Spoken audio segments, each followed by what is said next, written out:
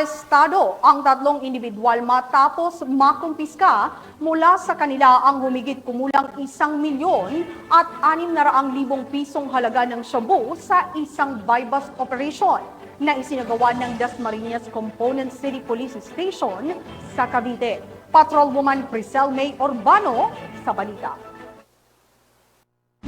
Nasabat ang humigit kumulang 1.6 milyon pisong halaga ng shabu mula sa tatlong individual sa isinagawang operasyon ng Drug Enforcement Unit ng Dasmariñas City Police Station sa Barangay Salawag, Dasmariñas City, Cavite nito lamang 28 ng Nobyembre taong kasalukuyan.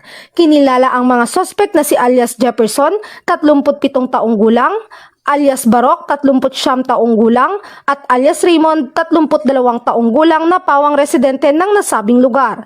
Na-recover sa mga suspect ang 2 knot-tied plastic packet at 9 na heat-sealed transparent sachet na naglalaman ng puting crystalline substance na pinaniniwala ang shabu na tumitimbang ng 240 gramo na nagkakahalaga ng 1,632,000 pesos. Isang caliber 45 na baril na kargado ng 3 live ammunition, iba pang drug paraphernalias at buy-bust money. Samantala, nasa kustodiya na ngayon ng Dasmariñas Component City Police Station ang mga sospek para sa tamang proseso at disposisyon habang inihahanda ang kasong paglabag sa RA 9165 o Comprehensive Dangerous Drugs Act of 2002.